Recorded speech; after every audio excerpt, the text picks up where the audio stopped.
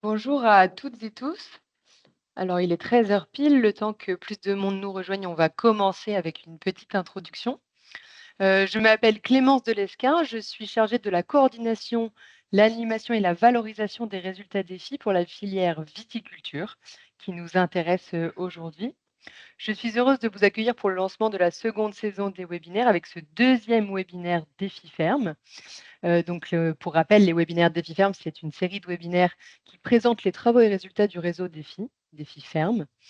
Avant de commencer et pour laisser le temps, donc ce que je disais aux derniers inscrits d'arriver, je voulais prendre un instant pour rappeler ce qu'est le réseau Défi. Donc, le réseau Défi, c'est un réseau multipartenarial financé dans le cadre du plan Ecofito pour réaliser deux missions principales: accompagner des agriculteurs et agricultrices dans leur démarche de réduction des produits phytosanitaires et de changement de pratique de manière plus générale, et ensuite produire des connaissances et références appropriables sur les pratiques et les systèmes de production à bas niveau d'utilisation des produits phyto. Alors aujourd'hui, ces connaissances et références se construisent à la fois sur des essais de terrain et des retours d'expérience de ces agriculteurs et sur la collecte des données techniques des systèmes de culture étudiés par le réseau. Aujourd'hui, le réseau est composé d'environ 2000 agriculteurs et agricultrices volontaires engagés à faire évoluer leurs pratiques agricoles avec l'objectif de réduire l'utilisation des produits phyto. Le réseau Défi compte aussi 41 projets d'expérimentation. Alors la seconde phase des projets d'expérimentation, en fait, va commencer enfin la troisième vague, pardon, va commencer en 2025. En fait, la seconde vague de ces projets d'expérimentation, donc qui testent vraiment des systèmes de culture innovants utilisant les produits phyto en ultime recours, touche à sa fin là, actuellement. Et donc, je vous laisserai suivre les actualités du réseau Défi XP pour avoir plus d'informations. Le réseau Défi est présent sur tout le territoire métropolitain et ultramarin. Il couvre l'ensemble des filières de production végétale et rassemble les principaux acteurs de la R&D en agriculture. Pour citer rapidement les partenaires acteurs du réseau, on a le réseau des chambres d'agriculture, le réseau CIVAM, le réseau Bio, les instituts techniques et les organismes de recherche type INRAE, CIERAD. Pour plus de détails, vous pouvez retrouver toutes les informations concernant le réseau Défi sur notre page, dont on vous met le lien actuellement dans le chat. Avant de laisser place aux 2 interventions qui nous intéressent aujourd'hui, petit point logistique, donc vous pouvez poser vos questions à tout moment dans l'onglet QR, donc pas dans le chat, mais vraiment dans l'onglet Q et R, que vous pouvez retrouver dans le bandeau de Teams. Et les intervenants, auront un temps, en fait, pour répondre, après leur présentation, à ces questions-là. Donc on prend vraiment en compte, vos questions, on essaiera de répondre, selon le timing, au plus possible.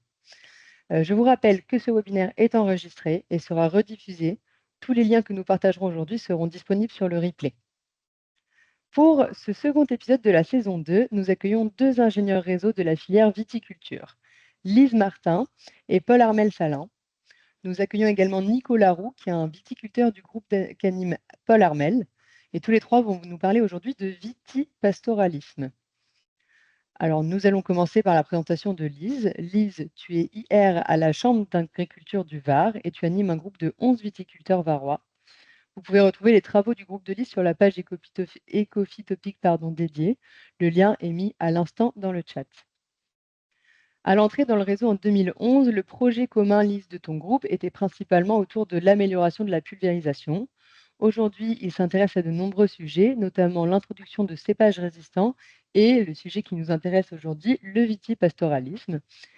Donc écoute, je te laisse la main pour ta présentation sur ce sujet. Du coup, bonjour à tous. Je vais vous présenter du coup, l'étude Vitipasto que nous avons réalisée à la Chambre d'agriculture du Var et qui se situe en Provence du coup. Et du coup, comme l'a dit Clémence, c'est l'un de mes projets de groupe. Et du coup, un de mes viticulteurs avait, participé à cette enquête et avec mes autres, viticulteurs du groupe, on se base aussi, sur cette étude pour mettre en place le vitipastoralisme. Du coup, je vais commencer par vous, définir ce que c'est le pastoralisme.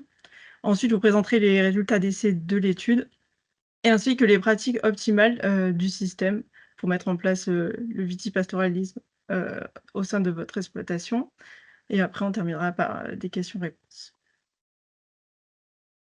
Alors, qu'est-ce que c'est le pastoralisme? Le pastoralisme, c'est un mode d'élevage basé sur le pâturage des animaux et la valorisation des ressources naturelles comme l'herbe et l'eau. Donc généralement, ce sont des surfaces qui sont non cultivées et non cultivables, sur du sol généralement superficiel, souvent marqué par un relief, une végétation diversifiée, d'herbes fines, grossières, d'arbustes.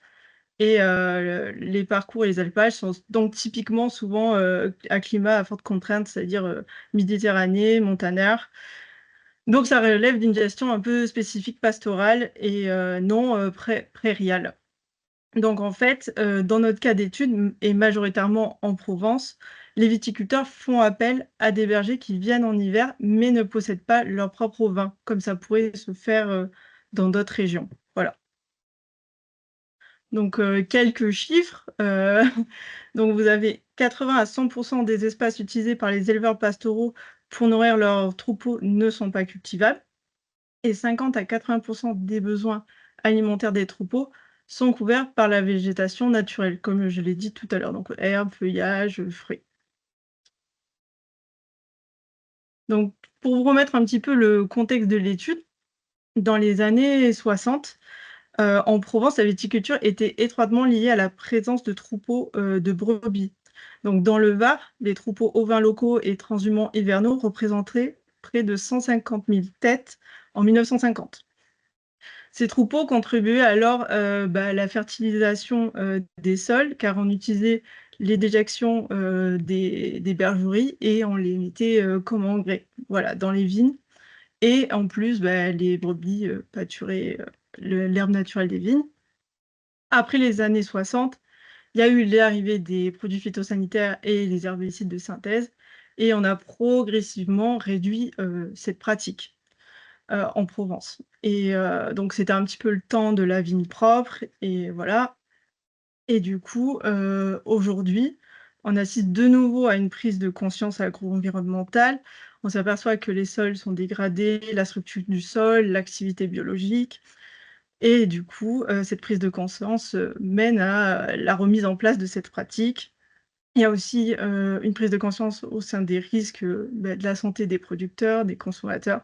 Donc voilà, l'association viticulture et pastoralisme revient à l'ordre du jour et c'est pour ça qu'on a le projet Vitipasto a abouti. Donc l'étude s'est déroulée pendant 3 ans, de 2017 à 2020. Donc, il a été, mis en place en collaboration avec le Centre d'études et de réalisation pastorale Alpes-Méditerranéen.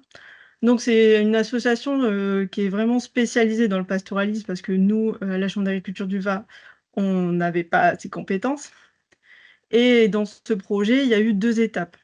Donc tout d'abord, on a réalisé une enquête de ce qu'il existait déjà comme pratique sur le territoire, afin de savoir ce qui fonctionne le mieux et d'adopter, les bonnes pratiques.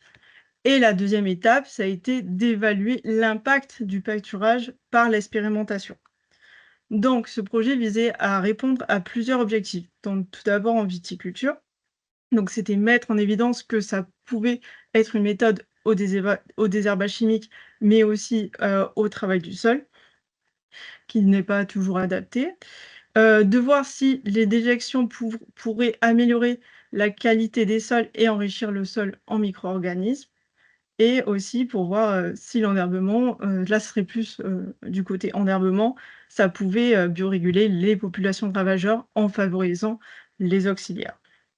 Ensuite, il y avait un objectif en pastoralisme, donc ça aussi ça, c'est un lien, direct avec le pastoralisme, c'est pour eux qualifier et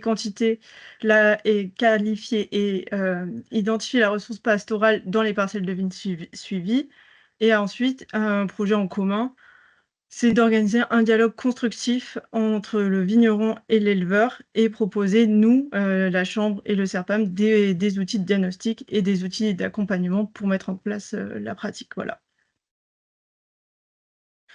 Donc pour l'enquête, donc comme je vous ai dit, c'était un petit peu l'étude de l'existant. On s'est appuyé sur l'expérience des éleveurs et des vignerons.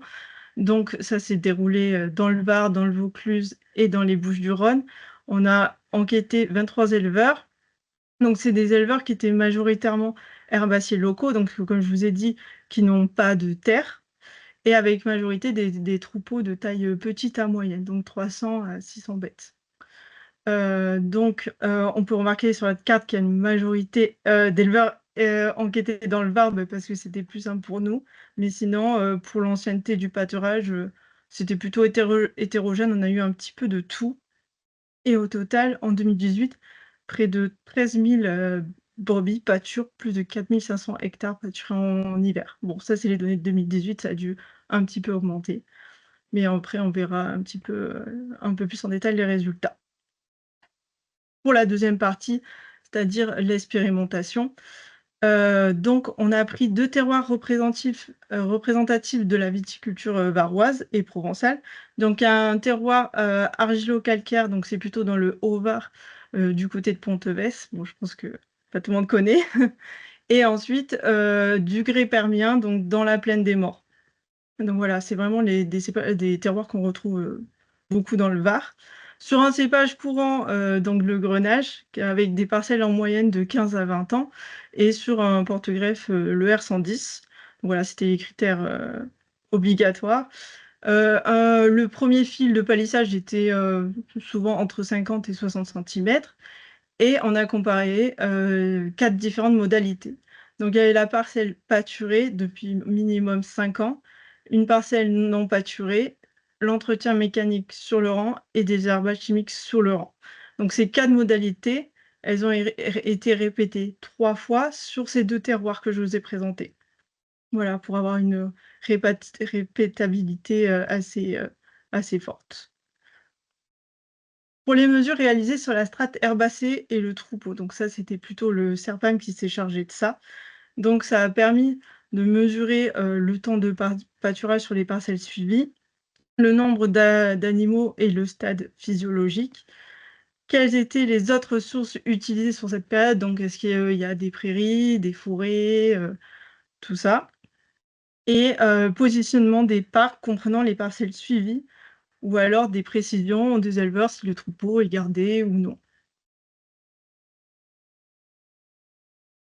Pour les mesures réalisées sur le sol et les vignes, donc on pouvait le voir, on a mesuré, tout un tas de paramètres afin d'être sûr de bien pouvoir, évaluer l'impact du pâturage, car il n'existait pas de données à ce jour, que ce soit sur la vigne, le sol. Donc voilà, on a voulu voir, par exemple, si, le pâturage pouvait impacter sur les maladies, la sécheresse, est-ce que ça retardait la véraison? Voilà, on a fait tout un tas de mesures. Pour le sol, c'est pareil. On a fait des fosses pédologiques, des analyses de sol. On a demandé à un cabinet, de nous faire, les inventaires floristiques et faunistiques parce que pareil, nous, à la chambre, on n'est pas spécialisés là-dedans. Donc voilà, on a essayé de faire en sorte que tout soit évalué. Et aussi, on a fait, appel au Centre du Rosé pour la vinification, pour doser, s'il y a des différences, sur la vinification, malolactique et cetera. Et en dégustation par le jury pour savoir s'il y a des différences dans le vin. Donc pour les résultats sur la strate herbacée, le troupeau. Donc le graphique peut un petit peu impressionner, mais ça représente le pourcentage de besoin du troupeau au cours de l'année. Donc en bleu foncé et en bleu clair, en fait, on a la vigne enherbée naturellement et la vigne, enherbée semée. Donc d'après le retour des éleveurs, ça représente jusqu'à 20 de l'alimentation annuelle du troupeau et jusqu'à 40 d'octobre à mars en ressources herbacées. Donc on serait entre 250 à 480 journées brebis par hectare, ce qui est énorme. Donc voilà, c'est des données, un peu, importantes pour vous les éleveurs. Pour les résultats d'effet du pâturage, sur la vigne, donc malheureusement, il n'y a pas de résultats significatifs, que ça soit la qualité agronomique, les sols, la vigueur, la maturité, mais il n'y a pas non plus d'effet négatif, donc pas significatif, mais pas non plus d'effet négatif. Donc c'est-à-dire que ça a 0 impact, donc c'est aussi bien. On n'a pas non plus retrouvé d'indice de tassement, du troupeau sur les sols. Par contre, ce qu'on peut dire, c'est que sur le couvert herbacé, lorsque la vigne est pâturée, il y a un plus fort recouvrement de l'herbe et il y a aussi une plus forte quantité de légumineuses spontanées. Donc ça, c'est un truc, ça a été vérifié. À savoir aussi que l'enherbement permanent augmente la diversité des espèces végétales et la part de légumineuses. Pour tout ce qui est entomofaune, donc là, c'est comme je vous ai dit, le cabinet, Entomomia qui a fait l'étude. Il y aurait plus d'insectes, de richesse d'insectes et une plus grande diversité d'insectes, mais c'est en lien avec l'enherbement permanent, l'ancienneté du couvert végétal et la conduite en bio. Voilà, donc il y a pas de lien direct avec la présence, des brebis ou celle des insectes. Donc, la combinaison gagnante pour mettre en place le vitipastoralisme, c'est d'abord, une bonne communication, viticulteur et éleveur. Ensuite, un enherbement spontané permanent, un pâturage contrôlé et prolongé dans le temps et une accessibilité à une diversité de milieux. Pour les pratiques optimales, donc le côté éleveur, le pâturage pendant le repos hivernal de la vigne, donc ça paraît logique, parce qu'à ce moment-là, il y a pas de feuilles et pas de débourrement et voilà, ils risquent pas d'avoir du grignotage. Entrée précautionneuse sur la parcelle, parce que si les bêtes, sont un peu agitées, elles ont peur, il peut y avoir des dégâts, donc il faut rentrer doucement le le les brebis dans la parcelle. Chargement moyen de 20 à 50 brebis par hectare. Ça, c'est ce qu'on a mesuré, c'est, la bonne pression de pâturage. Voilà, logiquement, c'est souvent ça, 20 à 50 brebis. Il y a pas de trop de surpâturage ou de sous-pâturage. Il y a une garde s'il y a peu d'herbe et un parc sur herbe suffisante. Et après, recours aux surfaces, complémentaires, ça, c'est, j'ai envie de dire presque obligatoire, parce que des fois il pleut et si vous laissez, les brebis, dans les vignes, il va y avoir un fort, compactage. Donc ça peut être une ressource, soit sur des prairies, soit dans des bois, enfin voilà. Souvent, il faut avoir des surfaces complémentaires. Pour le viticulteur, un enherbement spontané et prolongé, comme je l'ai dit, c'est l'idéal. Après, si vous semez, ça marche aussi. Pas de travail du sol sur l'interrang et en automne et en hiver pour avoir un maximum de ressources en herbe, pour les brebis aussi. L'après-taille conseillée, évacuation des sarments, ça, c'est parce que tout simplement, ça peut gêner le passage des brebis et empêcher aussi, heu, la bonne tonte des brebis. Pour le palissage et goutte à goutte jusqu'à 60 centimètres, ça pareil, encore une fois, c'est la pratique idéale. Il se peut que des fois, ça soit plus bas, mais on arrive quand même à faire pâturer. Ça doit pas être un argument pour, dire: «Ah non, ça ils passeront pas» et cetera. Non, ça marche aussi, c'est juste qu'ils passent pas entre les rangs, mais ça se fait aussi. Mais dans l'idéal, si vous voulez vraiment mettre en place cette pratique, ça serait bien de mettre, votre, 1er fil à 60 centimètres. Pour les pendages et les traitements sanitaires après le passage des brebis, ça c'est logique aussi. Voilà, les traitements, de toute façon, logiquement, ils sont, terminés et pour les pendages, pareil, ça peut les intoxiquer, si des fois, voilà, il y a des épandages qui sont pas très bons pour eux et comme je l'ai dit, mise à disposition de surfaces complémentaires. Donc c'est un système gagnant-gagnant parce que côté éleveur, on retrouve une ressource alimentaire de qualité en hiver qui convient à des animaux à fort besoin, qui souvent correspond à la période d'annelage. Et pour le côté viticulteur, il y a un raclage sur l'interrang et au pied de la vigne, un décalage ou un 1er passage mécanique au sol qui est soit ça l'annule, soit ça le décale. J'ai même des viticulteurs de mon groupe où ça leur permet de remplacer d'annuler 2 passages mécaniques au sol. Ça améliore la flore parce qu'on a davantage, hem, de légumineuses et on n'a pas d'effet, comme je l'ai dit, négatif sur la qualité et sur la production. Donc c'est un peu un impact neutre. Une plus-value environnementale aussi parce que, bah, souvent ça plaît, ça c'est un avantage, qui revient souvent, c'est que le consommateur vient dans vos vignes et il y a des petits moutons et souvent, bah, ça c'est un argument de vente en plus, voilà. Donc voilà, ça que des avantages, entre guillemets, enfin un impact neutre et voilà, vous savez tout. Heu, alors on a réalisé une plaquette que vous pouvez retrouver sur internet et qui sera en lien aussi, dans le chat. On a aussi un film, pédagogique où, vous trouverez un témoignage d'un viticulteur et d'un éleveur sur YouTube et voilà, il y a la charte des bonnes pratiques pour bien se mettre d'accord, viticulteur et éleveur, ce que vous voulez et ce que vous voulez pas. Voilà, grosso modo, j'ai tout dit, vous pouvez tout retrouver sur internet. Voilà, merci. Merci Lise. Alors effectivement, vous pouvez trouver, actuellement dans le chat tous les liens, pour aller plus loin, dans les ressources pardon dont Lise a parlé, à l'instant. Donc vous trouvez tous les liens, dans le chat. Merci beaucoup Lise. Alors maintenant, c'est le moment de poser, vos questions à Lise. Donc n'hésitez pas, à mettre vos questions dans l'onglet Q et R et nous allons, lui poser à l'instant. Alors première question Lise, déjà, les gens te remercient pour ta présentation. Première question, avez-vous des hypothèses sur la présence de légumineuses plus élevées dans les vignobles plus pâturés? Hem, alors du coup, oui, c'est ce qu'on a vu dans l'étude. C'est en fait, c'est vraiment lié, au pâturage. Si j'ai bien compris la question, oui, il y a le pâturage augmente, et l'ancienneté du pâturage augmente, durablement la part de légumineuses. Voilà. Ça marche, merci pour ta réponse. Je continue pour les questions. Y a-t-il un risque d'intoxication au cuivre? Alors, Question qui revient, oui, c'est une question qui revient c'est souvent. ça.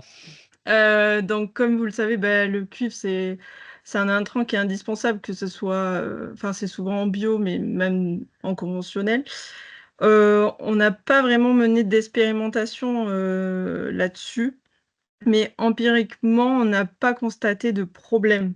Sur tous les enquêtes qu'on a menées, les éleveurs nous ont jamais fait remonter, qu'il y avait de la mortalité. Après, c'est aussi à l'éleveur de savoir si ses bêtes sont en bonne santé. Enfin, ça relève plutôt de l'éleveur. Mais c'est aussi pour ça que, on préconise, de pâturer en fin d'hiver avec un bon cumul de pluie pour que le lessivage soit fait. Mais, après dans le doute, si vraiment, vous avez peur, vous pouvez faire une analyse, sur vos végétations. Voilà. Merci. Sinon, il y a presque Heu, jamais d'incidence, hein. Je maintiens mes propos. alors question suivante, qu'en est-il de l'exposition aux pesticides des animaux via la consommation de l'herbe des parcelles? La viande est-elle consommée? A-t-elle été testée en résidus de pesticides? Alors, pareil que pour le cuivre, on n'a pas mené d'expérimentation là-dessus. Après, comme vous le savez, enfin, il y a un délai, avant récolte, donc les brebis, logiquement, elles rentrent bien après, la vendange, donc enfin, il s'est écoulé un certain temps. Logiquement, oui, la viande est consommée, après, c'est un élevage, donc la viande est consommée après, mais il y a quand même pas mal de jours entre le dernier traitement et le pâturage et il y a eu et on conseille aussi un bon cumul de pluie. Donc oui, ça serait, je pense que ça devrait aller, mais c'est une expérimentation que nous, on n'a pas menée et peut-être, à voir un jour s'il faudrait faire des analyses de résidus là-dessus. Voilà, c'est tout ce que je peux vous dire. Ça marche, merci Lise. Ensuite, y a-t-il un coût financier pour le viticulteur vis-à-vis de l'éleveur? Alors ça, on verra aussi, ce que dit Paul Larmel là-dessus. Je sais qu'en Provence, ça ne fonctionne pas comme ça. C'est vraiment donnant-donnant. L'éleveur, a de la ressource, en herbe et le viticulteur, bah, il décale son passage ou annule un passage de tracteur, mais ça se fait, gratuitement. Voilà, l'éleveur, propose, souvent ses brebis, gratuitement et du coup, il y a pas d'échange, financier. Mais j'ai eu des échos que dans d'autres régions, ça se faisait, que c'est alors je sais plus, je crois que c'est le viticulteur qui paye l'éleveur pour qu'il passe, sur ses Ouais. parcelles. Je Mais vas-y, dis-moi, Paul Armel. Du coup, bonjour à tous, c'est Paul Armessin, du coup, pour Agrobio Gironde. Effectivement, nous, sur le territoire de la Gironde, il y a des exemples de, on va dire, des grands crus ou des grands châteaux dans des appellations cotées qui ont des moyens et qui vont payer des bergers euh, pour venir pâturer leur vignoble comme des prestataires. Il y a des entreprises qui se sont montées, qui font des entretiens dans les communes, qui vont aussi du coup dans des vignobles. Voilà. Et puis après, il y a aussi effectivement d'autres cas, mais c'est des choses qui arrivent dans des contextes où il y a peu d'élevage. Voilà. Ce qui n'est pas le cas Oui, de c'est partout. ça. Nous, la demande est forte, donc la demande des éleveurs est forte, donc voilà. C'est pour ça. Ça marche, merci. Je continue les questions. Avez-vous pu quantifier l'apport d'azote par la présence du troupeau? Alors, ça aussi, c'est quelque chose, qu'on n'a pas vraiment mesuré, donc enfin, on n'a pas constaté, de par les analyses qu'il y avait eu un changement, mais c'est vrai qu'on aurait pu un peu mieux peut-être, mesurer les déjections, mais enfin, globalement, on pense que ça n'a pas trop d'impact. Enfin, nous, on a évalué ça sur 3 ans, donc c'est trop peu. Peut-être que là, si vous faites pâturer une année, ça n'aura pas vraiment d'impact. Par contre, je pense que bien évidemment, si vous faites pâturer pendant 10-15 ans, il y a forcément un apport, par les déjections des brebis, mais nous, en tout cas, on n'a pas réussi à l'évaluer, quoi. C'est pour ça qu'on généralement, on dit qu'il y a peu ça a pas d'effet à un instant T, mais sur plusieurs années, certainement. Ça marche, merci. On a encore un peu de temps, donc je continue, hein. Oui. Quelles sont les races de moutons sur votre territoire? Y a-t-il besoin de rentrer les bêtes la nuit sous abri? Et quid des prédateurs? C'est sur la même question, donc je te pose les 3 en même temps. Alors, ça, je suis désolée, c'est plutôt la partie, du CERPAM, pour les races, je m'y connais pas trop. Par contre, si vous voulez, je pourrais passer le contact du CERPAM. Par contre, oui, pour les mettre à l'abri, oui, ça c'est mieux quand même parce qu'on a eu pas mal d'attaques dans les vignes, cette année. Voilà, c'est une première. Donc, il y a eu des attaques et c'est vrai que le soir, ça serait bien c'est mieux de les abriter. Généralement, ils ont des chiens de protection. Voilà, c'est vrai qu'on c'est pas trop la partie enfin, malheureusement, nous, moi, je gère plus la partie viticulteur. Je pense que ça, c'est plutôt aux éleveurs de voir comment ils protègent leur troupeau la nuit. Mais c'est pour ça que j'ai dit qu'il fallait, des surfaces complémentaires aussi, pour pouvoir les abriter, pour pouvoir peut-être bien parquer avec des chiens de protection, être à côté, voilà. Mais le viticulteur, enfin, logiquement, les éleveurs gèrent cette partie-là et les viticulteurs, un peu moins, quoi. Alors pour Ouais. Voilà. l'armelle, tu veux compléter? Ouais. Je veux compléter en réponse un peu à la question précédente sur est-ce que ça apporte de l'azote et sur la question dont tu as parlé, Lise, de rentrer les brebis la nuit. En fait, c'est une pratique qui est parfois volontaire de rentrer les animaux la nuit, non pas pour la prédation, mais surtout pour qu'elles puissent euh, émettre leur déjection sur une litière et dans un endroit fixe, ce qui permet Mmh. après de pouvoir produire du fumier et qui est du coup réutilisé pour justement les jeunes parcelles ou les parcelles qui en ont besoin. Voilà, c'est des pratiques qui étaient très courantes dans les années 60, vraiment de parquer les brebis la nuit, on produit notre fumier, la journée elles vont pâturer, et voilà. Donc, mais Ça par contre, voilà, marche. c'est des contraintes. Merci pour tes ajouts. Alors pour revenir à la question d'avant, Lise, quand tu parles d'attaque, tu parles de quel prédateur exactement dans ta région? Du coup, le loup, voilà. Il y a pas d'attaque, d'autre chose, je ne crois pas. Ça marche. Bon, c'était Dans pour ma région, compléter, hein. les questions qui arrivent. Ouais, ouais. Oui, il y a pas de souci, je parle du loup, ouais, on a eu 2 attaques, dans des vignes cette année, voilà. ce qui n'était pas le cas les autres années. Donc, c'est pour ça, ça relève plus du CERPAM. Il n'y a pas de souci, si vous voulez, je vous fais passer le contact. Et alors, je suis désolée, on va écourter les questions. J'en pose une dernière. Dans tous les cas, vous aurez le contact de Lise. Vous l'avez là sur la présentation. N'hésitez pas à lui envoyer des mails si vous voulez plus d'informations et si, par exemple, vous voulez le contact du CERPAM. Dernière question et ensuite, on va passer à la deuxième présentation de la journée. Lise, quel est le taux de chargement de brebis autorisé lorsqu'un viticulteur est bio? Le taux de chargement, je pense qu'il n'y a pas de limite. Je ne sais pas si tu as la réponse Paul Armel, mais je crois qu'il n'y a pas forcément de limite. Si l'élevage est bio et le viticulteur est bio, nous, ce qu'on conseille, c'est, comme je vous l'ai dit, maximum 60 bêtes. Mais, Et Clémence, il y a Carole Joussin là, de Lidl qui a levé la main. Est-ce que c'est possible de lui passer la main pour répondre à cette question ou elle l'écrit dans le chat? On va essayer de lui passer la main, effectivement. Merci, Merci. Carole, pour cette demande. Alors, c'est bon, Carole, tu peux prendre la parole pour répondre. Donc, on rappelle la question était que je retrouve la question. Le taux de chargement des brebis autorisé lorsqu'un viticulteur est bio. Alors, Merci, il n'y a pas Carole. de, Nous il n'y a t'écoutons. pas de chargement. Donc, merci, parce qu'en fait, je ne peux même pas poser de questions dans le QER. Voilà, je suis virée. D'accord, ça Donc, marche. j'aurais eu plein de compléments pour Lise, mais c'est pas grave. Donc, pour le chargement, il n'y a pas de chargement. Donc, comme vous l'a expliqué Lise tout à l'heure, il y a des chargements qui varient, mais ce taux de chargement, en fait, il est très dépendant de la quantité de fourrage, enfin d'alimentation qu'on va retrouver dans l'interrante. C'est ça qui va faire qu'on va avoir un temps de présence et un chargement plus ou moins important.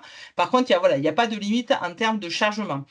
Là où il va y avoir une limite, c'est effectivement si vous recevez des animaux non bio sur une parcelle bio, vous avez un temps maximum de présence à respecter, sinon ben, voilà, vous contreviendrez à la réglementation bio. Mais il n'y a pas de problème avec le taux de chargement. Voilà. super, Super. merci. Merci beaucoup, Carole, pour Je vous en prie. ces réponses. Donc, comme j'ai dit, je suis désolée, on va passer à la deuxième présentation. Si jamais vous avez des questions, n'hésitez pas à contacter Lise par mail qui répondra à vos questions. Lise, merci beaucoup en tout cas pour ta présentation. Nous passons à présent à la seconde partie de ce webinaire. Donc, c'est Paul Armel-Salin qui s'est présenté tout à l'heure. Donc, Paul Armel, tu es hier à AgroBio Gironde, Bio Nouvelle-Aquitaine, et tu es venu accompagné de Nicolas. Bonjour Nicolas, tu es viticulteur dans le groupe de Paul Armel. Alors, je donne juste 2-3 éléments de contexte. Ce groupe se compose de 11 viticulteurs, tous en agriculture biologique, et leur objectif commun est d'optimiser la gestion des sols pour maintenir, voire améliorer les rendements. Vous pouvez retrouver l'ensemble des travaux du groupe de Paul Armel sur sa page groupe Ecophytopique, et le lien est mis actuellement dans le chat. Nicolas, donc un peu de contexte aussi, tu es viticulteur au sud-est de Bordeaux, certifié en AB. Et parmi les leviers techniques que tu as testés dans ton exploitation, il y a le vitivastoralisme. Je vous laisse la main maintenant à tous les deux pour nous raconter en détail ces décisions et les résultats obtenus. Voilà. Donc, je vais commencer juste par une petite présentation rapide du Château Collonges et de Nicolas Roux et de son historique. Et ensuite, je poserai des questions à Nicolas pour qu'il vous présente un petit peu son parcours en lien avec les brebis et ses itinéraires techniques. Donc, du coup, Nicolas est gérant du Château Collonges, qui est une propriété familiale. Donc, tout à l'heure, on était dans un climat plutôt méditerranéen et sec. Donc là, on part en climat océanique avec une pluviométrie importante, entre 850 et 950 mm par an. Sur la propriété ici, il y a 38 hectares de vignes et une quinzaine d'hectares de prairies. La densité de plantation, on est entre 3300 pieds et 4000 pieds par hectare. Les principales AOC produites sont Bordeaux, Bordeaux supérieur et Entre-deux-Mers. Vous pouvez voir aussi sur la photo la large gamme de vins produites par Nicolas. Donc, les rendements visés sont 45 hectos par hectare pour les rouges et 55 hectolitres par hectare pour les blancs, ce qui est légèrement inférieur à ce que propose l'AOC, mais ce qui est souhaité par le viticulteur. Et les principaux cépages, comme dans le territoire de la Gironde, c'est le Merlot pour les rouges et le Sauvignon blanc donc pour les blancs. Pour ce qui est un petit peu de l'historique, donc Nicolas s'est installé sur la propriété familiale en 2003 à la suite de son père et de son grand-père. Il a été en 2003 100% venté en vrac, ce qui était assez courant sur le territoire de la Gironde. Après, en 2014, dans les grands changements, il s'est mis à semer des engrais verts. Voilà. Et en 2015, il s'est converti en bio. En 2020, il a acheté son premier troupeau de brebis landaises. Puis après, de 2020 à 2021 à 2023, il a arraché des parcelles gélives du domaine, là, comme on peut voir un peu sur la photo, là, les parcelles d'en bas qu'il a arrachées. Et 2023-2024, il a commencé à semer des prairies. Et une nouveauté de ce mois de septembre-octobre, c'est qu'il a planté ses premières clôtures fixes là, cette année en 2024. Aujourd'hui, on est à un quart de vente en vrac et 3/4 de vente en direct, donc une forte évolution depuis son installation. Et le système dans lequel il veut évoluer, c'est vraiment consolider cet atelier ovin-viande, maintenir des rendements élevés de manière régulière et augmenter les ventes de vin aux particuliers. Donc Nicolas, comment a germé l'idée d'avoir des brebis? Donc il y avait plusieurs raisons, mais la première, ça a été le souhait de me diversifier dans mon exploitation, et puis l'entretien, oui, voilà, économiser les passages en fait d'entretien de tracteur. Au départ, ça a vraiment été ça aussi pour gérer l'enherbement en bio. Donc je me suis rapproché, et puis j'avais aussi quelques viticulteurs que je connaissais qui sont aussi en bio, dont un qui a quelques kilomètres, qui avait un an avant moi un troupeau. Mais ce qui m'a vraiment lancé, c'est le Conservatoire des races d'Aquitaine, puisque j'ai fait une convention avec eux. Ils proposent ce système-là pendant un an, une convention avec eux où le troupeau leur appartient et c'est moi qui m'en occupe, qui le mène. Et à l'issue de cette année, soit on lâche la condition, soit on rachète du troupeau. Ça a été mon cas. Alors, au début, donc j'ai commencé avec une vingtaine de revenus. Et donc, du coup, aujourd'hui, combien as-tu de brebis et de quelle race? Voilà. Donc là, voilà, la race, c'est la race landaise, donc une race très rustique. Et j'en ai 80. Voilà. Aujourd'hui, il y a 80 brebis, 2 béliers qui sont gérés par le conservatoire, hein, puisque c'est une race qui était un peu tombée en désuétude, et donc elle est dans un programme de conservation, et les effectifs remontent. Aujourd'hui, en Nouvelle-Aquitaine, ça représente à peu près 2000 têtes. Donc elle est très adaptée pour un côté très rustique, très adaptée pour la vie au plein air toute l'année, on va dire. Et donc voilà. Et ensuite, la diversification m'a permis de créer un atelier viande. Donc la brebis landaise, c'est une brebis qui ne fait pas beaucoup, elle fait plutôt un agneau, quelquefois 2. Donc, mais voilà, entre 80 et 100 agneaux par an en vente directe. Donc, par rapport à la gestion de ton troupeau, quand est-ce que tu les mets dans les vignes et comment tu gères et qu'est-ce que tu observes? Je les mets donc après les vendanges, mais il faut attendre que les feuilles tombent. Enfin, moi, c'est comme ça qu'il faut, pour plusieurs raisons, mais notamment pour la mise en réserve de la vigne. Donc là, moi, il n'y a pas très longtemps que le sont dans les vignes, ça fait près de 15 jours, dans les vignes où les feuilles sont tombées d'ailleurs. Donc il faut, et après, finalement, le sont dans la vigne que 5 mois, puisqu'au mois de mars, changement climatique oblige, les parcelles débourrent de plus en plus précocement. Donc dès que ça débourre, évidemment, il faut les enlever. Donc ça va généralement mi-mars, je commence à les enlever. Donc il faut penser à enfin, moi, puisque je me gère mon troupeau tout le temps, que je suis devenu éleveur, voilà, il faut des surfaces en face pour qu'elles soient 7 mois de l'année en dehors des vignes. Et du coup, c'est quoi les observations que tu as faites sur tes parcelles suite au passage des brebis? Les observations, c'est le travail merveilleux que ça fait au niveau de l'entretien de la tonte, quoi, on va dire. Mais après, ouais, là maintenant, moi, ça fait 5 ans. Donc, j'ai remarqué quand même que ça booste, oui, ça booste les sols, puisque j'arrive aujourd'hui à me passer en gérant avec. Et même les engrais verts, finalement, j'en fais plus. L'année dernière, j'ai fait ni engrais vert ni apport d'engrais. Parce que. Et force est de constater que ça apporte vraiment, je pense que ça fertilise, ça dynamise le sol, du coup. Voilà, après.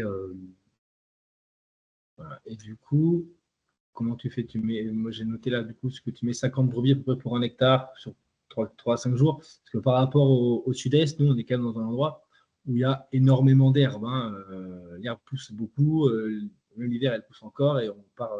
Et Et après les vendanges, il y a quand même un bon stock d'herbe sur pied. C'est ça. Après, ça dépend des conditions climatiques, du stock d'herbe, bien sûr, et puis de leur état. Là, elles sont en pleine fin de gestation, donc là, ça mange bien. Donc, c'est plus que ça. Aujourd'hui, elles nous font à 80 brebis, un hectare, 3-5 jours, c'est à peu près ça. Donc là, voilà. Après, c'est là où elles ont fort besoin de nutrition, donc ça tombe avec l'engraissement des agneaux aussi naturel. Donc, voilà. Elles mangent, ouais, elles mangent moins de lait, bien sûr. Mais... Et tu les fais passer 1 fois, 2 fois, 3 fois dans les parcelles? Là, 2 fois. Des parcelles 1 fois, des parcelles 2 fois. Ça dépend un petit peu. Là, je vais voir comment ça passe l'hiver. L'année dernière, j'ai dû les sortir assez vite. Enfin, j'ai même sollicité un voisin en fait, qui est en bio aussi pour qu'elles aillent dans ses vignes parce que on a eu un hiver, j'ai jamais connu un hiver aussi humide. Donc, des fois, je les changeais tous les jours parce que, alors, c'est pas tellement le piétinement, c'est vraiment du piétinement de surface. Ça fait 40 kg divisé par 4. C'est pas, mais c'est surtout qu'elles détruisent l'herbe en fait, donc leur alimentation. Donc voilà, c'est surtout les conditions des fois un peu excessives humides qui voilà. Ouais, sur la photo en bas à droite, là où il n'y a pas les brebis, vous pouvez voir un peu ce que ça fait une fois qu'elles sont passées, vraiment sur un moment très rare, très bien nettoyé. Oui, après on peut gérer, voilà, le surplus. Faut pas. En fait, en vigne, on peut se permettre, alors ça peut-être pas plaire à certains conseillers qu'au vin, mais on peut se permettre un petit peu de surpâturer si on veut vraiment nettoyer le cavaillon. On sait qu'après, on va avoir des retours de légumineuses, mais c'est pas un problème parce qu'en vigne, c'est cool. Alors que peut-être en système prairie, il ne faudrait pas taper trop dans les graminées. Voilà, c'est justement les prairies. Du coup, tu as semé des prairies, donc oui, as découvert ça. Tout à fait. Qu'est-ce que tu as semé? Oui, ouais, tout à fait. Donc oui, c'est principalement des parcelles. J'ai arraché une quinzaine, 17 hectares pour être précis, qui étaient des parcelles gélives. Alors j'avais un petit peu de prairies, mais pas tant que ça. Au final, depuis quelques années, je me suis constitué les prairies et semis, voilà, 2 tiers fétus que tu as mis. Alors fétus très gras, hein, c'est graminé, et puis des trèfles. Oui. Et du coup, maintenant, les prairies, tu les gères avec du pâturage, la tonte et parfois des foins. Voilà, c'est ça. Pour l'instant, je fais faire des foins parce qu'il faut. C'est une gestion aussi des prairies quand même pour pas qu'il y ait trop de chargement d'herbe qui soit inabordable déjà parce que trop haute. Mais le foin, pour l'instant, je l'ai donné. Mais j'espère qu'il ne va pas neiger pendant un mois dans l'hiver parce que là, je serais bien embêté. Mais pour l'instant, j'ai jamais. Ça fait 5 ans, elles n'ont jamais mangé autre chose que de l'herbe. Et du coup, dans ton parcellaire, tu avais déjà des haies, mais tu en as replanté. Enfin, voilà, ta démarche là-dessus. Tout à fait. Ça a été. Là, cet hiver, on a un gros chantier là-dessus, avec un peu d'agroforesterie sur mes parties brebis, sur mes parties prairies. Et puis les haies, ouais, parce qu'en fait, le système pâturage dans les vignes me force en fait à repenser mon parcellaire. Donc, tous les hectares, tous les 2 hectares, 2-3 hectares, il me faut un bosquet, une haie, une cabane, etc. Donc et puis après, bien sûr, dans les prairies, voilà, bon, pour diverses raisons, pour la biodiversité, mais pour l'ombre aussi. Et puis en fait, même cette race-là a besoin aussi de ligneux, donc elles aiment bien. J'ai quelques parties de forêt ou déjà où elles aiment bien y aller parce que c'est important dans l'alimentation de cette race, notamment. Par rapport aux clôtures, donc tu utilises 2 systèmes. Est-ce que tu peux un petit peu en parler? Pourquoi tu t'es mis à planter des clôtures fixes, hein? Des clôtures fixes. Voilà. Oui, c'est pour me soulager parce que bon, voilà, c'est du travail quand même pendant tout l'hiver. Hein. En gros, il y a des surveillances, c'est tous les jours, mais c'est voilà, tous les 3-4 jours, il faut changer de part. Donc c'est une demi-journée hors taxe parce qu'il peut y avoir des problèmes. Donc le but c'était l'été de me soulager et de faire des clôtures fixes. C'est beaucoup plus rapide à changer. Voilà, sachant que je veux garder cette idée de pâturage dynamique tournant, même dans les prairies. Donc bon, ça m'a fait un chantier de clôture fixe, mais pendant l'élevage, on est content d'avoir des clôtures fixes. Voilà. Et c'est un peu l'idée qu'on vous a mis d'avoir un ordre de grandeur des prix. Voilà. Oui, voilà, c'est ça. Donc du coup, avec un poste électrique solaire, plutôt dans les alentours de 400 € hors taxe, Et après, clôture électrique, bon, voilà, il y a un grand delta de prix entre les moins chers et les plus chers, mais parce qu'il y a la solidité, la durée, la hauteur, la taille des mailles. Voilà, il y a une grande différence entre les filets. Donc, c'est entre 2 euros et 3,50 € du mètre. Et pareil pour les clôtures fixes, si on prend du 1 mètre, 1,50 m, 2 mètres, 3 mètres, en fonction des mailles. Voilà, donc ça va vraiment varier entre 1 et 2 € du mètre linéaire. Après, il peut y avoir aussi des subventions pour financer ça. Voilà, est-ce que tu disais, voilà, montage et démontage d'un parc électrique pour 1 hectare, c'est 3-4 heures, quoi, sans problème. Donc, est-ce que tu as besoin de surveiller tes brebis et quel entretien tu leur fais? Donc, après, donc moi, je n'ai pas à les rentrer le soir. Voilà, je ne peux pas d'ailleurs. mais sinon, surveillance, donc c'est tous les jours. Hein, oui, là, ben, en période d'annulage, c'est presque matin, midi, soir. Et puis après, toute l'année, voilà, on devient, dans mon cas précis, où je suis viticulteur, mais je suis devenu éleveur, donc ça change beaucoup de choses. Comme je disais à Paul Armel tout à l'heure, en viticulture, on peut prévoir un petit peu les problèmes, pas tous, mais bon, là, en élevage, on ne sait pas quand ils vont arriver. Donc, après, c'est relativement simple quand même, puisqu'il y a, oui, le gros chantier, c'est la tonte. Et ensuite, c'est aussi séparé par rapport à l'atelier au vin, séparer les agneaux quand ils sont sevrés pour les amener à l'abattoir. Enfin, et donc là, c'est compliqué parce que souvent, ça arrive au printemps ou en début d'été. Donc, avec le travail de la vigne, ça, c'est le plus compliqué. On n'attrape pas un agneau comme on attrape une caisse de vin. Donc, ça demande souvent des journées. Et après, Nicolas, il a aussi peu de temps de travail, de surveillance et de gestion de ses brebis parce qu'il est sur une race très rustique, voilà. Qui du coup demande moins de soins et d'entretien. Et du coup, par rapport à tes frais, un petit peu pour donner un peu un exemple de tes prix de vente, voilà, combien coûte une brebis, quelles sont tes dépenses, quoi? Oui, ben, les dépenses, bah, tu as tout synthétisé là. Hein, voilà, bon, il n'y a pas les frais de veto, mais c'est rare. C'est sûr que après, c'est plus le temps. Hein, les frais, en fait, c'est difficile de les compter parce que c'est mon temps, mais si je devais mettre une personne dessus, effectivement, ça fait des frais. Après, sinon. Après, du coup, il y a un petit peu de tonte et des pierres à sel. Voilà, tout à fait. Ouais. Comme elle mange que de l'air, il n'y a pas de. Oui, non, pas de complément. Non, même au début, j'avais un petit peu de compléments céréaliers, enfin un petit peu d'orge aplati pour les mener. Mais bon, très vite, elle s'habitue à moi maintenant. Enfin, c'est mieux même pour moi qu'elle me suive que moi et pas parce que j'ai des bonbons. Donc, finalement, oui, il n'y a plus d'apport extérieur. Enfin, c'est aussi, voilà, c'est géré. On parle beaucoup de permaculture, mais effectivement, là, la nourriture est gratuite puisque c'est de l'air de l'exploitation. Voilà. Et par rapport à du coup, la valorisation de tes agneaux, tu les valorises comment? Et donc, tout en direct, voilà, sous forme de caissette, donc qui représente un demi-agneau, avec tous les morceaux. Voilà, on a plusieurs formes soit tranchées, soit des morceaux entiers. Mais voilà, chaque année, en fait, pour l'instant, oui, tout est réservé. C'est réservé à l'avance.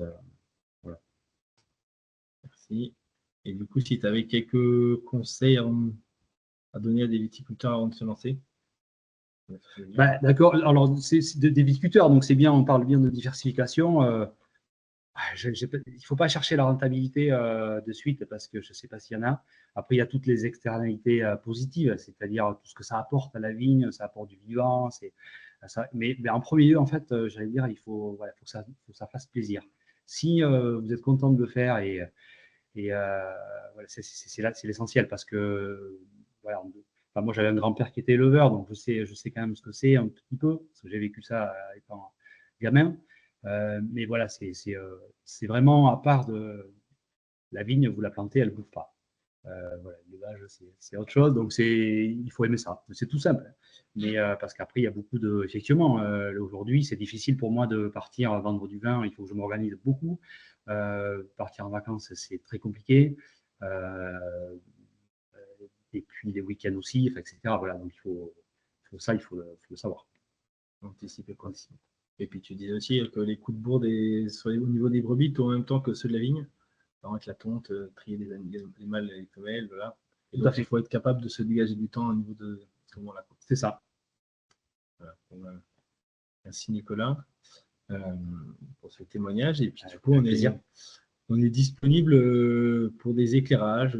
Si vous avez d'autres questions sur le contexte ou sur les pratiques de Nicolas, n'hésitez pas. Merci Paul Armel et Nicolas pour cette présentation.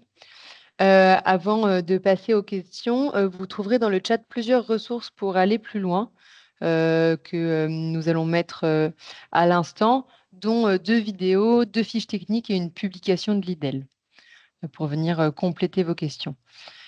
Et donc maintenant, on va passer à une petite phase, il nous reste environ 10 minutes pour des questions-réponses. Donc je vous rappelle, c'est dans l'onglet Q et R. Je commence avec la première question. Donc Nicolas, quel débouché as-tu trouvé pour la viande et l'as-tu trouvé facilement?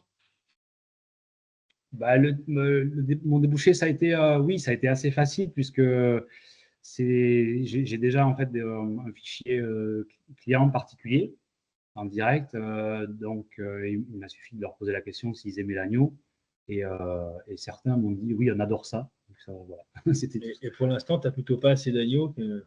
Oui, parce que ça a commencé par le réseau familial aussi, plus les voisins et puis les particuliers. Enfin, il y a un peu de tout, mais c'est vrai que c'est mon épouse qui gère ça, qui gère ça très bien parce qu'il faut que tout coordonne aussi. Hein. Quand on récupère la viande, il faut du froid, il faut la redistribuer, etc. Passer du temps avec les clients aussi. Mais pour l'instant, on a des super retours. Puisque nous aussi on en consomme. Donc du coup, on a, enfin, voilà, en termes de qualité, je pense que voilà, on est plutôt satisfait. Ça marche, merci. Vous êtes-vous déjà organisé pour faire pâturer vos brebis chez des viticulteurs voisins ou autres agriculteurs? Et oui, là, cette année, c'était la première fois. Parce que j'avais sur un secteur, en fait, voilà, ce qui est important aussi de dire, c'est que, alors vous dans le Var, je sais, enfin, dans le Var, ils sont peut-être habitués à déplacer les troupeaux, mais enfin, nous, c'est assez compliqué. Donc, il faut des parcellaires quand même groupés. Enfin, moi, c'est le cas, j'ai 2 îlots principaux qui sont à 3, 4, 5 km. Donc moi, j'ai une bétaillère, hein, je les déplace voilà, par îlot. Mais ensuite, à l'intérieur des quelques voies, j'emprunte les routes, mais tout est assez groupé. Et en fait, j'ai la chance d'avoir des viticulteurs bio voisins. Donc l'année dernière, oui, j'ai testé sur 4-5 hectares chez lui. Bon, du coup, ça y est, il est en troupeau, enfin, avec le conservatoire. Il a passé une convention.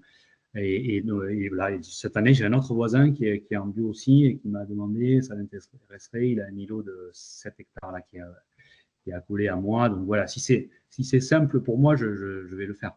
Oui. Mais de manière gracieuse. Alors, on n'en a pas forcément parlé. Peut-être que ce sera du coup un futur client de viande d'agneau, puisque ça intéresse. Voilà, c'est peut-être ça aussi. Voilà, je ne cherche pas, on n'est pas dans les grands crus ici, où je sais que ça, chez nous, comme disait Paul Armel, c'est une prestation qui est chère plutôt. Mais pour l'instant, non, moi, si c'est gagnant, enfin, voilà, gagnant-gagnant. Ça marche, merci. Question suivante. Donc, tu as parlé de ta femme. Il y a une question sur est-ce que tu travailles seule dans ton domaine, vigne et élevage compris? Non. Donc, ma femme, oui, travaille avec moi à temps plein. Donc, elle s'occupe de toute la partie commerciale, administrative et principalement. Mais elle m'aide aussi un peu au brebis. Après, j'ai 3 salariés permanents. Voilà, donc un qui est spécialisé tractoriste mécanique. Enfin, on est tous un peu polyvalents, mais une fille qui, elle, est plutôt préparation de commandes et puis vigne, et une troisième personne qui est principalement vigne, tracteur. Voilà. Mais des fois, ils m'aident s'il faut, et ils sont tout à fait capables de m'aider aujourd'hui aussi. Mais souvent, quand ça tombe le week-end, c'est mes enfants aussi qui m'aident. Voilà, ça. Mais du coup, la personne qui s'occupe le plus des brebis, c'est toi responsable brebis, et c'est toi qui... Ouais, tout à fait. Oui, parce qu'en fait, c'est tous les jours et c'est souvent Alors, c'est souvent le soir et le matin, hein, moi, que j'y vais. Donc, après, c'est ma journée de vigneron qui commence. Donc, évidemment, pour moi, c'était plus simple. Et puis, bon, ici, pareil, on est entre deux mers, il faut tout compte. Mon temps, bon, c'est le temps du vigneron. Mais après, oui, je ne pouvais pas non plus affecter un salaire voilà. Donc, j'ai pas créé de l'emploi. Mais bon, comme j'ai réduit ma surface de vigne, ça m'a permis de rééquilibrer un peu tout ça. Voilà. Et puis, comme je te disais, c'était le week-end, le soir, les jours fériés. Bon, ben, donc, c'était moi. Après, les brebis aussi, elles ont une reconnaissance d'une personne quand même assez précise. Pour elles, c'est quand même un petit peu un stress quand il y a des personnes différentes qui s'occupent d'elles. Donc, un changement de berger, c'est quand même un petit stress pour elles. Donc, voilà, c'est aussi pour ça, naturellement. Je sais Ça pas si marche, merci. Ouais, si, je pense que c'est bon. Au pire, d'autres questions viendront. Question d'après. Pouvez-vous redonner les surfaces de l'exploitation vigne, prairie et nombre de bêtes? Et quelles seraient ces surfaces en milieu méditerranéen pour arriver à se passer d'apports externes de fourrage? je ne sais pas du tout. Alors là, c'est une bonne question. On n'en sait rien. Nous, on n'est pas en climat méditerranéen, donc on ne sait pas la surface qu'il faut pour faire du foin du tout. Après, si j'ai quand même peut-être voilà, un conseil, nous, ouais, moi aujourd'hui, c'est 38 hectares de vignes et 17 hectares de prairies. 80 brebis aujourd'hui, il faut tout ça dans notre climat océanique. Peut-être que vous, peut-être qu'il faut le double, je ne sais pas. Il faut tout ça en exportant du foin. Oui, c'est vrai. C'est vrai parce que ben, en fait, la production de foin, elle est super, elle est énorme au printemps. Donc, je ne peux pas mettre toutes les brebis. En fait, c'est plus pour que l'herbe repousse l'été. Ce qui c'est parce que nous, ça y est, on commence à avoir des étés quand même très secs. Et d'où l'intérêt d'une race rustique aussi, qui est habituée quand même au mois de disette. Donc ça, elle est capable d'encaisser quand même des baisses de. Voilà, c'est la brebis irlandaise au départ, elle est habituée à des marécages, à la fois de l'humidité et à la fois de la nourriture pauvre aussi. Donc voilà, il faut peut-être partir sur une race pas trop compliquée.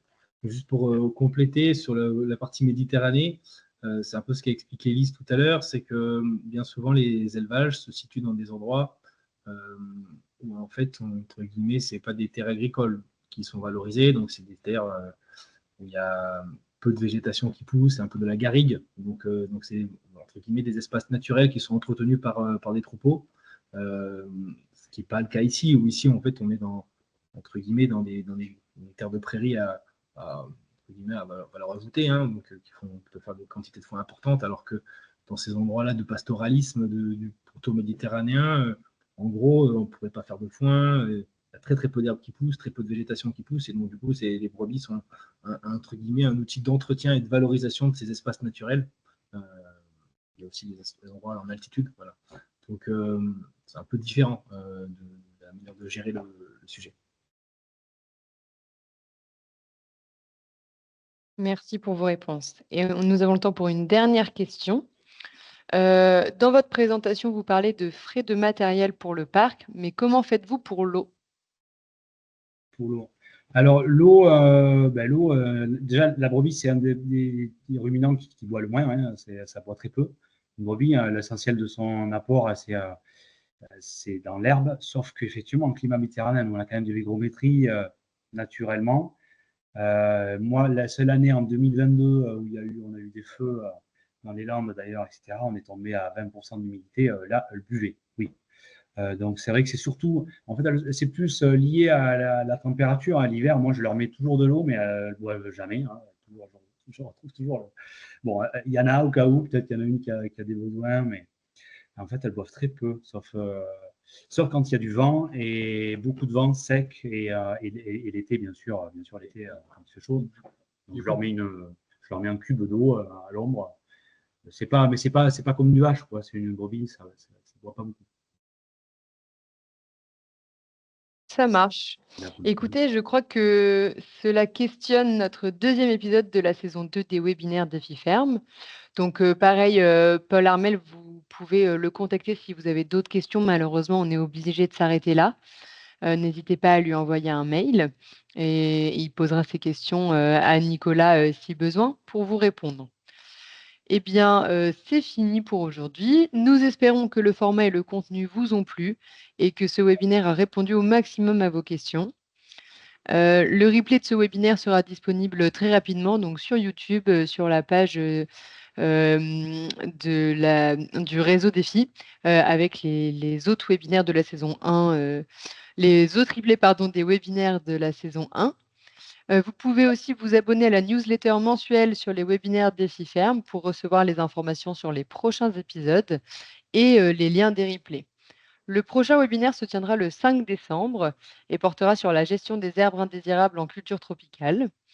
Il me reste à vous souhaiter un très bon après-midi et vous avez, dans le chat les différents liens, concernant, la newsletter, les replays et pour vous inscrire, au prochain webinaire. À bientôt et merci encore à nos intervenants. Bonne journée.